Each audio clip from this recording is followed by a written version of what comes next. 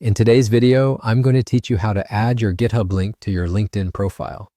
This is a quick way to showcase your projects and contributions right on your professional profile, so recruiters and collaborators can find your work easily. Start on your mobile device by opening your web browser. It can be Safari, Google Chrome, UC Browser, Dolphin, or whichever browser you prefer. In the search bar, type GitHub and go to the official site. Sign in to your GitHub account if you aren't already. Once you're in, navigate to your profile. You can usually get there by tapping your profile picture or avatar and choosing your profile from the menu. When your profile page opens, copy the URL. On most mobile browsers, you can tap the address bar to highlight the link and then copy, or use the share option to copy the link. Make sure it's your main profile page, the one that shows your repositories and followers. That's the link you want to share. Now open your LinkedIn mobile app. From your home page, tap your profile icon at the top left of the screen.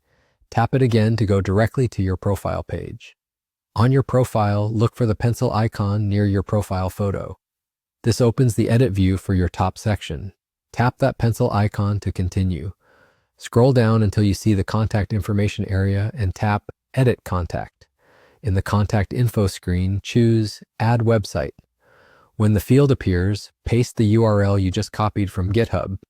If you need to paste, press and hold in the field until the paste option appears, then select it. Right below the URL field, you can choose what type of website it is. Options typically include personal, company, blog, RSS feed, portfolio, or other. For a GitHub profile, portfolio or other are both appropriate choices, so pick the one that best fits how you present your work. After you've pasted the link and selected the website type, tap Save.